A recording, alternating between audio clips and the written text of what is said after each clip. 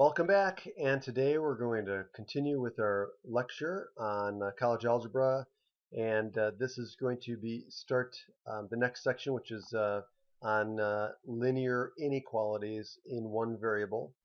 And so we're going to continue with chapter 1, section 2 in this case. So we're going to start with this section here, and so we're going to cover these topics. And so at the end of this, these are the objectives that you should know how to do at the end of this section. So example number 1, using inequalities in context. So it says model the given phrase using the correct inequality symbol. Then state the result in set notation. Okay, so graphically and in interval notation, so 3 different ways. Okay, so make sure you know how to do this. Make sure you know how to write an equality or even a solution set in in all of the different ways you could do it.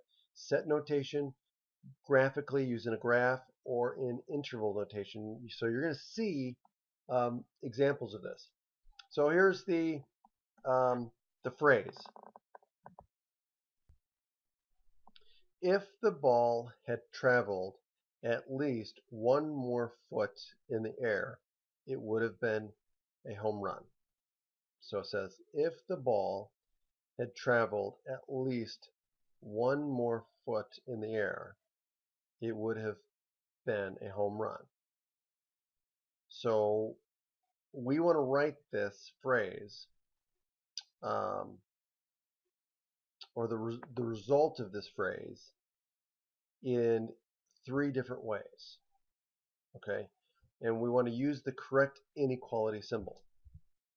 Okay, so if we let D represent the additional distance, okay, then D would have to be greater than or equal to. Because why is it greater than or equal to? Because it says at least 1 more foot. So that means the additional distance, if it would have traveled how far? At least 1 more foot. So it should have to be at least 1 more, means greater than or equal to, at least. Okay, so D is greater than or equal to 1. Okay, so this is what we're looking for. So set notation is written with sets, right? So this is set notation. We've seen this before. The set brackets, braces, set braces. So we say the set of all D distance, additional distance traveled, such that the additional distance traveled is greater than or equal to 1 foot. So we'd write it in symbols this way. So we would use the braces, and we would D with the vertical line, which means such that. You could also use a colon here, means the same thing. And then D greater than or equal to 1, which is where we got this, where it comes from here, right? Now, using a graph, we're just going to use the number line because we're talking about one direction, one dimension. So we're going to use the number line because we're talking about distance, D. And so we're saying, hey, using the number line, we're going to use an arrow. So we're going to shade the arrow starting at 1 and going to the right. So everything to the right of 1 and including 1 because it's equals, that's where the square bracket comes in. Now you may have also seen this with a dot, like a circle. That's either an open circle where it's not filled in or a solid circle where it is filled in. The same thing. So square bracket means equals, so equal to. Or you can have a colored in solid dot, which also means the same thing. So that would be using the graph. And the final third way is interval notation, which means you're going to write it as an interval. So you're going to say D is an element of this interval. So again, look at the square bracket. That means it includes this endpoint as a value. So 1 is a solution in this. So it's included in the interval. And then notice the infinity. So this goes off to infinity, right? That's what this arrow, the arrow here, means that it just keeps going on. So the interval goes from 1 to infinity, including 1. Notice that infinity has a circle or curved or round parenthesis or round bracket, that means it does not include the endpoint. And since infinity is not a number, so it doesn't. It's a symbol that means that it just keeps increasing without bound. So we'll never obtain infinity. So we use a parenthesis here. So square bracket here, parenthesis here. Okay. So now here are the different ways of showing all three notations. Okay, so we can use set notation, we could graph it using the number line, or we can use interval notation. And so these are the conditions. Okay, so we start with the conditions here. So for each one of these conditions, this is how you would represent it. So make sure you study this and you know how to do all of these without having to have a note card. Okay, so again, you're going to be responsible having to know this. Okay, so if x is greater than k, then that would be this symbol here. So this would be the set notation. So you'd say the set of all x such that x is greater than k. Here on the number line, notice that instead of a square bracket, it's a parenthesis. So that means greater than. So it does not include k. And then the arrow to the right means everything that's greater than k is also included. Okay. And then the interval notation is written like this. So you'd have x is an element of the interval from k to infinity. Okay. And of course you use parentheses on both of these. Okay. So that's the only one I'm going to explain, but make sure that you know how to all of these work. Okay. And if you have any questions, make sure you ask me in class or via email.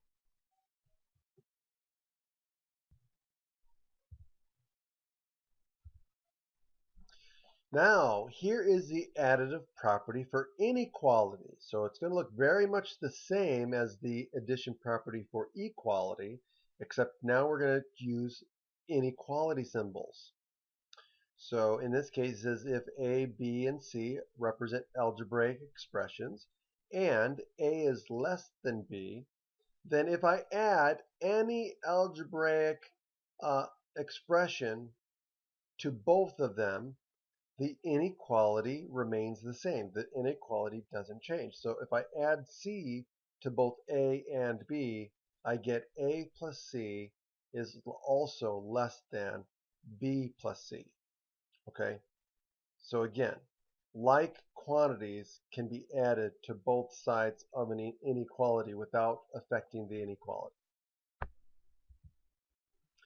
Now, the multiplication property of inequality. Okay? Oh, by the way, the addition property of inequality works on subtraction as well. Okay, so just keep that in mind. If you add or subtract the same negative value or negative expression, the inequality remains unchanged as well. Okay, so now the multiplicative property underneath of inequalities is very similar to the one with equalities, except for one difference. Okay, now if C is a positive quantity, right? So A and B and C are algebraic expressions, and A is less than B. If C is a positive quantity, then when you multiply C or A and B by C, the same thing, so you get AC and BC, then the inequality stays the same. So AC is going to be less than BC if C is positive. Okay. Now, if C is negative, then the inequality shifts or flips, as in right here. So if A, B, and C represent algebraic expressions, and A is less than B, and C is negative now, then what happens is if you multiply A and B by C, the inequality flips. In this case, goes from less than to greater than. Okay, but that works for all the inequalities. Okay. if you multiply or divide by a negative number or a negative expression, you must flip the inequality. So now, solving this inequality, we're going to use our properties. It says, solve the inequality, then graph the solution set and write it in interval notation. So we're going to graph it and write it in interval notation. I would write it in set notation as practice, but in this case they're not asking you to, so you don't have to. So here we have this inequality, and it's negative 2/3 x plus 1/2 is less than or equal to 5/6. So what we're going to do is we're going to use the same method of solving this inequality that we did with equalities, or equations. So what we're going to do is we're going to move the 1/2 to the other side by using the addition property for inequality, so we can add or subtract the same number on both sides. So remember, whatever you do to one side, you must do the same thing on the other side of the inequality. So in order to move the 1/2 to the other side, we're going to subtract 1/2 from both sides because we want to eliminate that 1/2. Okay, so we're going to subtract 1/2 from both sides, and that will get rid of this, and we'll have subtract 1/2 here, and then we'll have negative 2/3 x is less than or equal to some number, and then we're going to use the multiplicative property, and since this is negative, we're going to end up flipping the inequality. Okay, so here's what we're going to do. Now they do it a little differently. Okay, so again, I just told you the way I would do it. Just subtract 1/2 for both sides, simplify this, so 1/2 is the same as how many sixths, right? You just use equivalent fractions. 1/2 is the same as 3/6. So if you subtract 3/6 from both sides, you get 5/6 minus 3/6, which is 2/6, or 1/3. And then you just divide both sides by negative 2/3, and then you'll get x is greater than or equal to. Okay, but so what they did is they just decided to multiply both sides by 6. Why? Because they're trying to get rid of this 6 here, which is fine. I mean, there's nothing wrong with that. They're just trying to get whole numbers. They're trying to get rid of the fractions. Okay, why? Well, 6 is divisible by 6. 6 is divisible by 3, and 6 is divisible by 2. So they're using the least common multiple, or the lowest common divisor, I should say, of 3 and 2, which is 6. So the lowest number that divides 6. Okay, so the lowest number that divides 6, let me think, the lowest common divisor that divides 6. Okay, so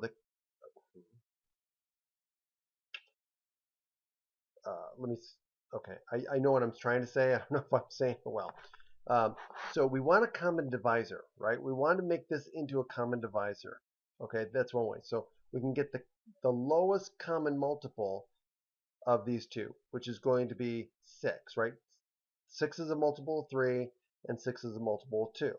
And so what we want to do is we can get a common divisor and make the 6. Well, or, which is an equivalent way of looking at it, is we can multiply by a number that's going to get rid of these two numbers. And what we can do is we can multiply both sides of the equation by the least common multiple of these two. And so what will happen is if we multiply this side by 6, we're going to get rid of this 3 here. We're going to get rid of the 2 here.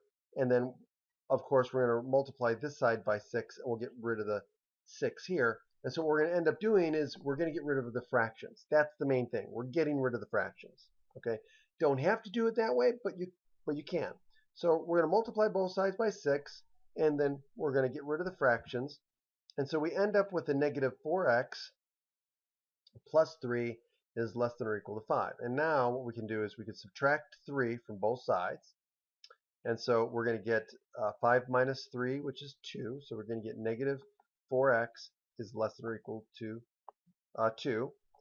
And then what we're going to do is we're going to divide by -4 because we're going to use the multiplicative property for inequalities. But since we're dividing by a negative number, we're going to flip the inequality.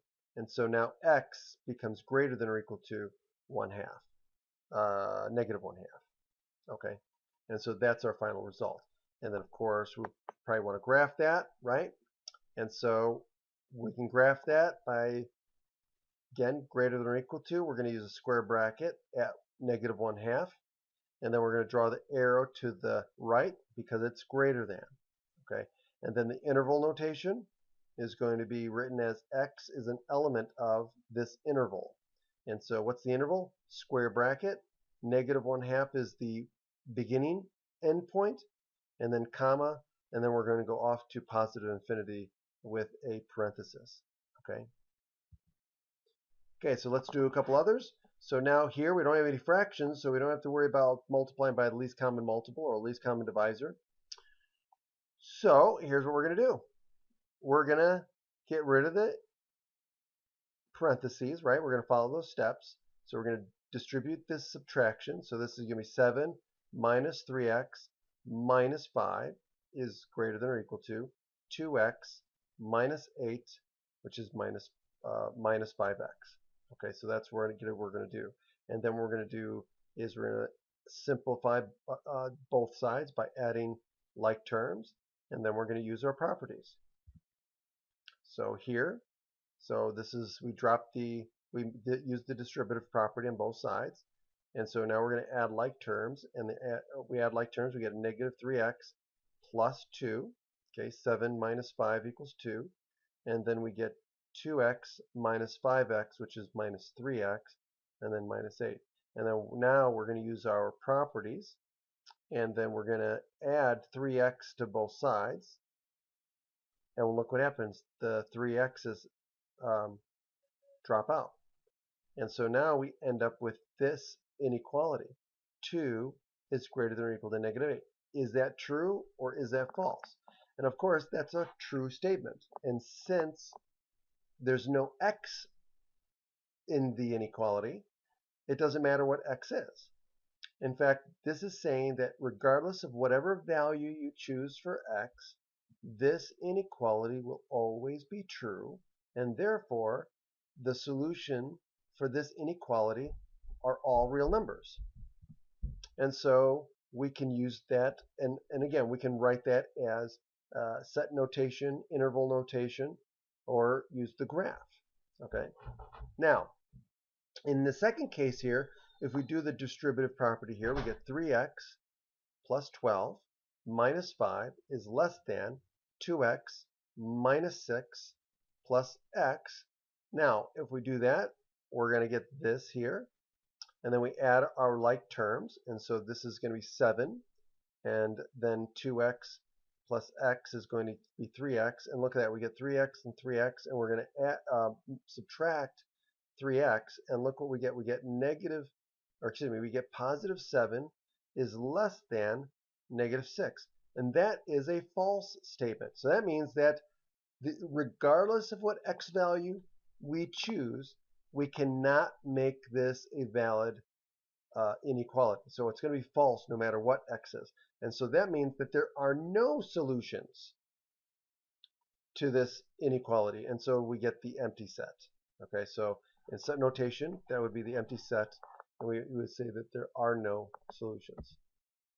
Okay, now, finding the union and intersection of two sets. So this is a great example of how to understand unions and intersection of two sets. So if we have a set, it could be a set of numbers, it could be a set of marbles, it could be a set of cookies, whatever it is. If we have two sets of numbers, like in the example here, A and B, the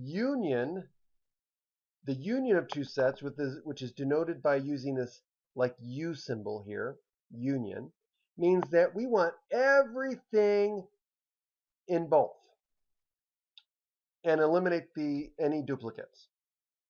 So basically the union means we're going to take both sets and we're going to put them together. Union. We're going to make the union of them, right? We're going to put them together. And then we're going to get rid of any duplicates. So if we take the union of A and B, we're going to pool them all together and then just count we want to get rid of the duplicates. So what we're going to do is we're going to take the -2, the -1, and the 0. And then since 1, 2, and 3 are already in here, we're going to get rid of those. And then we're going to take all of these. So the union of these two sets would be -2, -1, 0, and then all of B. Okay, so it would be -1, -2, excuse me, -2, -1, 0, 1, 2, 3, 4, 5. And that would be the union of A and B.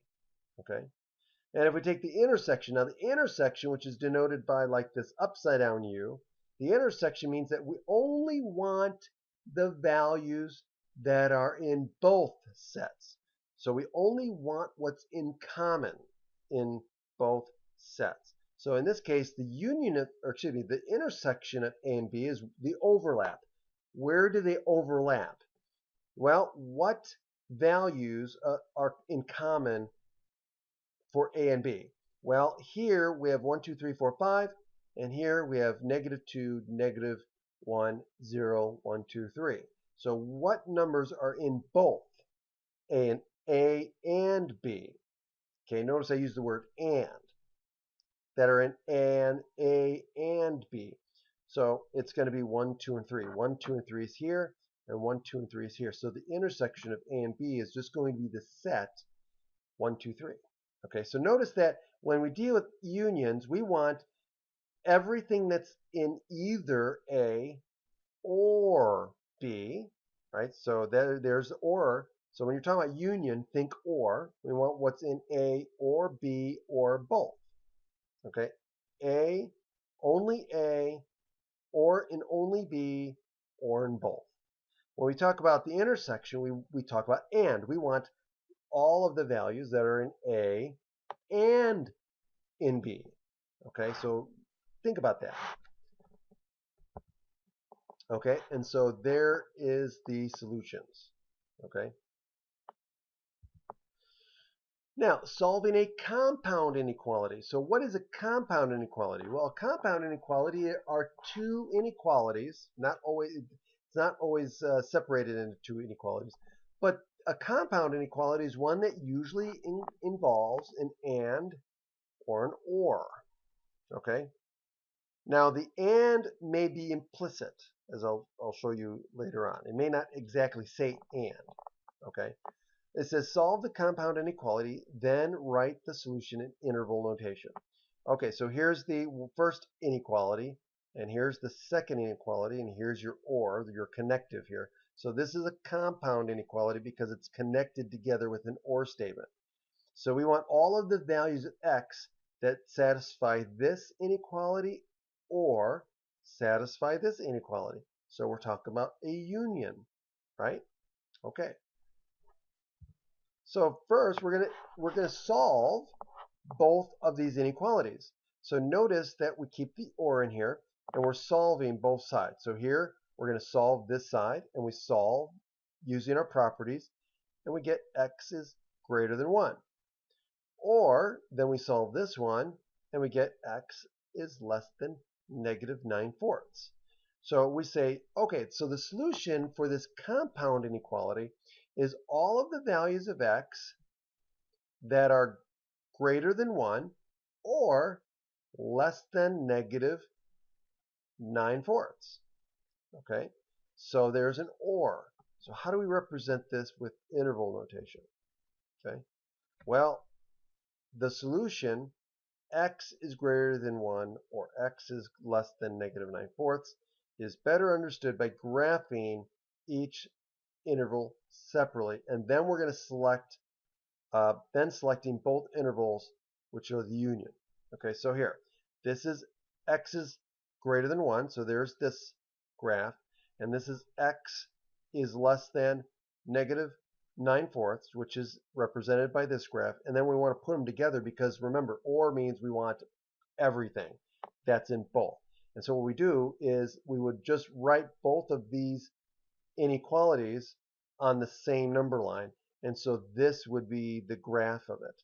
And so using this, so we know this is the way we'd write it with an or, so this is our answer. This is how we would graph it, okay? Now, interval notation then would be this.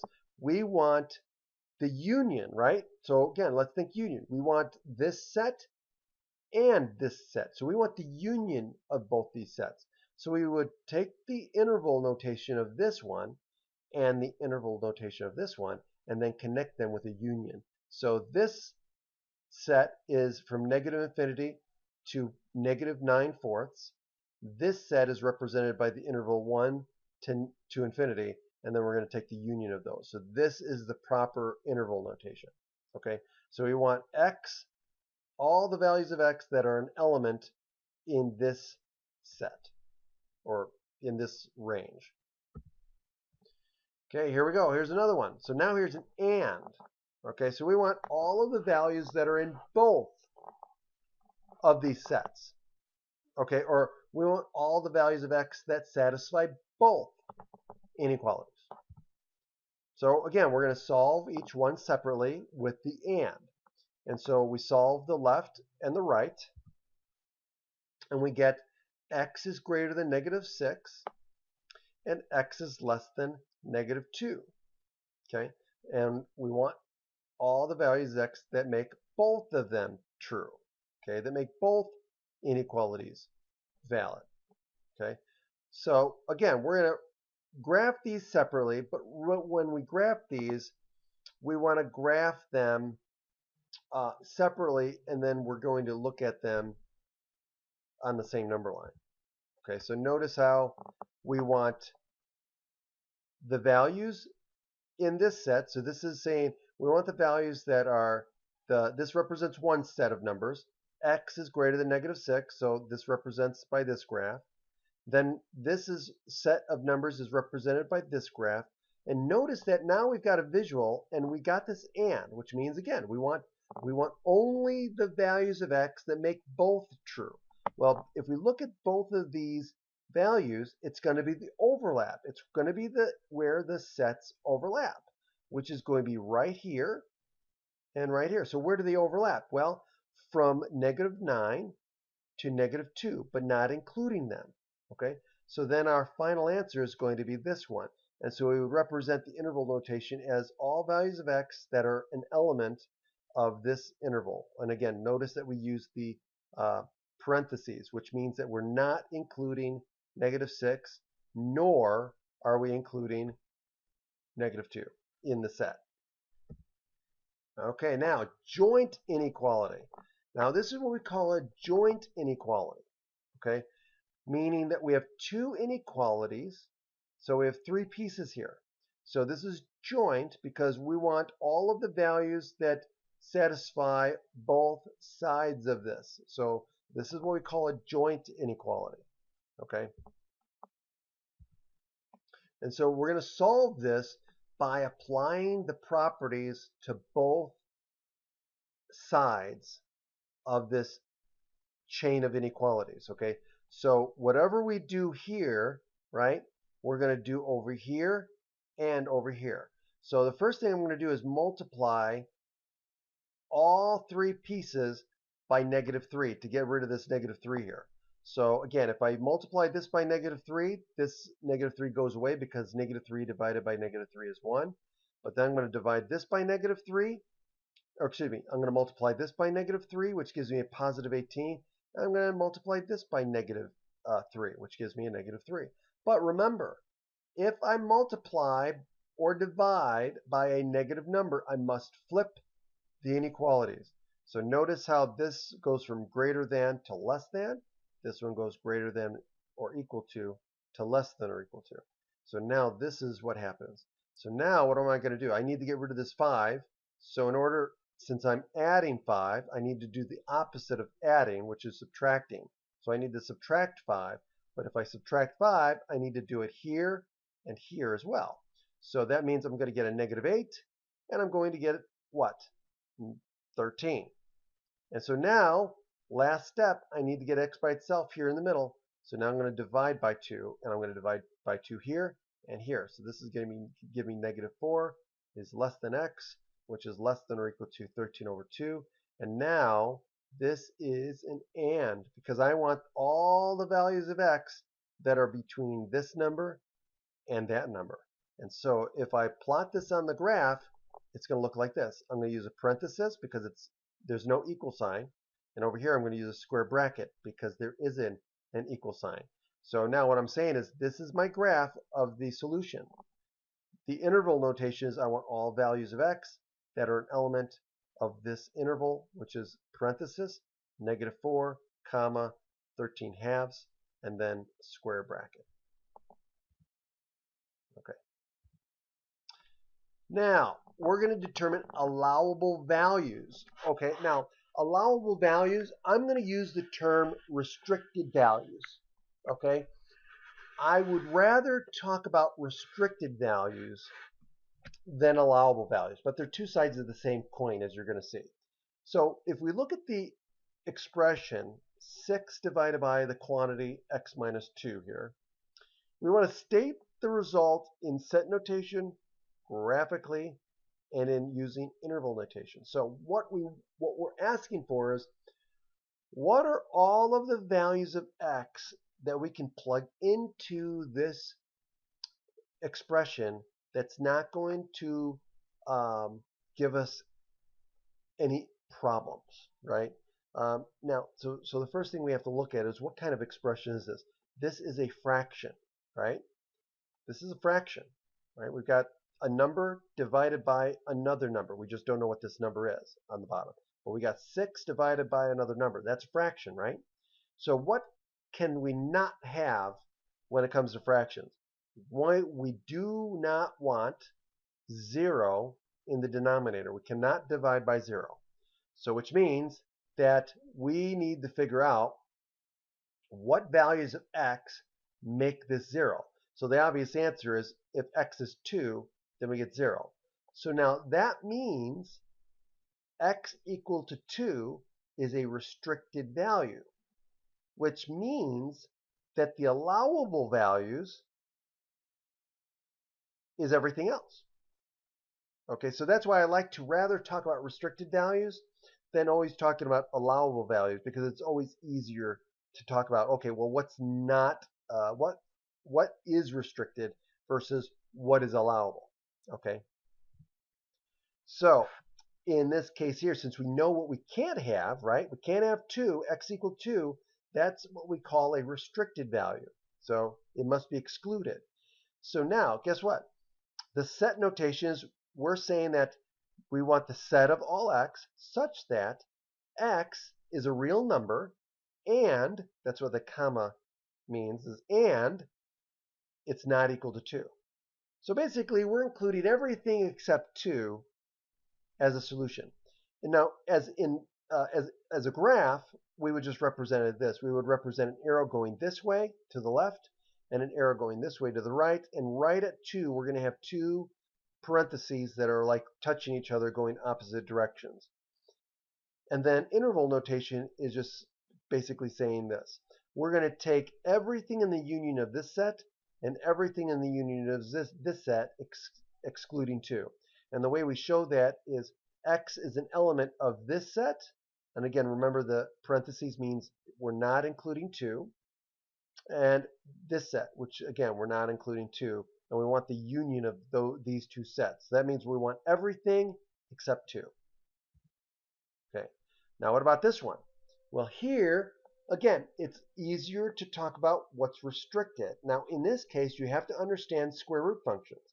What values can we not have under the radical when we're talking about real numbers? And the answer is we cannot have negative numbers under the radical sign, under the square root sign. So that means that any value of x that makes x plus 3 negative is restricted, which means it can't be in there. Now in this case, that means x plus 3 cannot be less than 0. Those are what we would call the restricted values. Now if you want the allowable values, then the allowable values would then be x is what? Greater than or equal to 3. Why is it equal to? Well, because you can have -3 in there, right? Did I say? No, I meant to say we want the values of x that are greater than or equal to -3. I'm sorry, I think I said 3. -3, okay? Anything less than -3 will give us a negative number, which we cannot have under the radical. So in this case, the allowable values of x are all the values of x that are greater than or equal to -3, or we could say the restricted values is everything that's less than -3. Okay, I hope that makes sense. So that's the starting point, understanding that. So now, in this case here, the set notation we would write as the set of all x such that x is greater than or equal to -3. So again, we can write that here. So these are the allowable values, okay? And then here's the graph, right? So we have greater than or equal to, right, -3. And then interval notation is we want all x that are elements of the interval. So again, square bracket, -3, comma, infinity, parenthesis. Okay, now the next example here, using an inequality to compute desired test score. So here's an application problem. So here is where I'm going to implore you to make sure you understand how to do these types of problems. Okay, and remember, go through those steps that we went through in the last lecture about solving application type problems. Okay, now here it says Justin earned scores of 78, 72, and 86 on the first 3 out of his 4 exams. Okay, so let's say Justin has one more exam.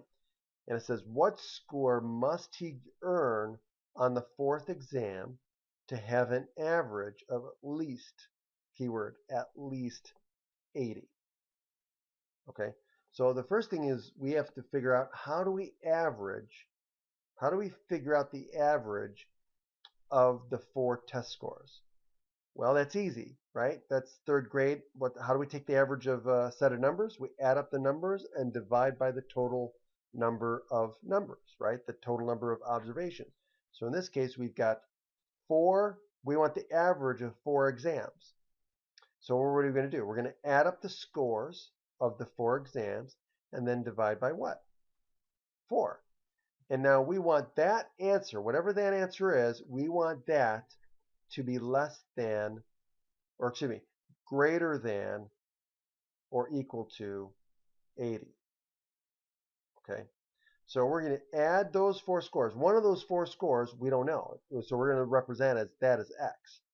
But we're going to add those 4 scores. So here's the 3 plus the unknown 4th exam, and we're going to divide that by 4, and then that has to be greater than or equal to 80. So that's our setup. Okay, so here, notice that in this case we did a table, right? So the first thing is understanding. So we have the first 3 scores, and then we want to find an average of 80. We want an average of 80, okay, which means A, which is the average of the 4 exams, has to be greater than or equal to 80. So we're going to make the problem visual. So here's test 1, 2, 3, and 4, which is unknown. We want the average of these 4 scores. How do we find the average? We add them up and divide by the total number of tests, which is 4. So here's the average.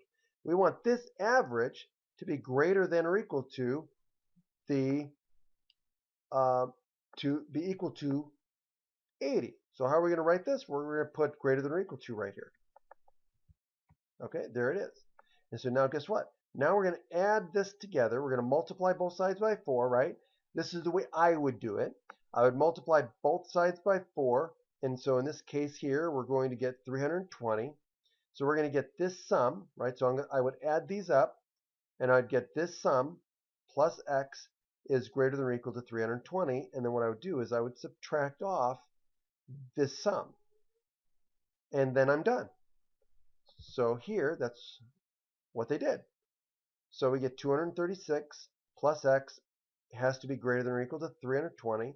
So we're going to subtract 236 from both sides, and x, which is the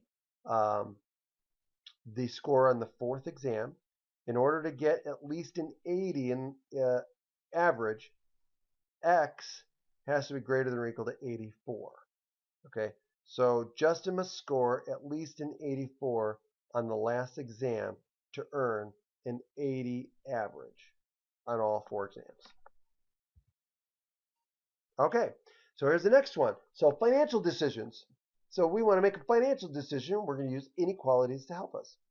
Now it says, as Margaret starts her new job, her employer offers 2 salary options. Plan 1 is a base pay of $2,000 a month plus 3% of sales. Plan 2 is base plan of $500 per month plus 15% of sales. What level of monthly sales is needed for her to earn more on plan 2? Okay, so we want to find out, okay, what's the break-even point? That'll tell us. So we need to figure out where are these 2 plan options the same. If we can find that, then we'll know when is plan 2 better than plan 1. Okay. So here's what we're going to do. We're going to let X represent her monthly sales in dollars. And then we're going to say the plan 1 model is going to be, well, we're going to take 3% of her monthly sales, 0.03, plus her $2,000 base. And that's going to equal her monthly amount under plan 2. Then under plan 1, or excuse me, that was plan 1. Under plan 2, we're going to take 15% of X plus $500 base pay as her plan 2 monthly income, okay, or monthly salary. So now, to find the sales volume needed for her to earn more under plan 2, we're going to solve the inequality that plan 2 is greater than plan 1. Okay, so all I'm going to do is now simplify and then just solve. So I'm going to add and subtract from both sides to get X on one side and the constants on the other side. So I'm going to subtract 0.03x from both sides, and so that's going to give me a 0.12 over here times x. And I'm going to subtract 500 from this side, and I'm going to get a 1500 over here. So that's going to give me 0.12x, which is greater than 1500. And then now all I have to do is divide both sides by 0.12, and x is greater than 12,500. So basically this means that she would have to sell $12,500 worth of sales in order to make more money on plan 2. Okay, so there's the table. So you could look at it as a table, right? So here's plan 1, and here's plan 2. See, this is where they're even, right? They're the same. So notice where they go up is here, and so you notice this is now higher than this. So plan 1 was better, and then this is where they're equal, right? And then this is where they're the same. Okay, so again, just a visual of what's going on. And here x has to be greater than 12,500.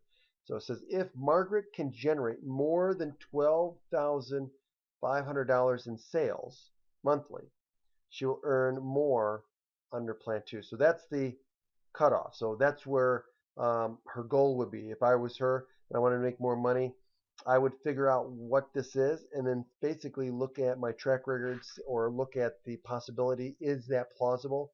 Is that highly likely? Because if it is, then I'll definitely go with plan 2 because I know I can hit that, do more than that. Okay, and then my commission sales will go up.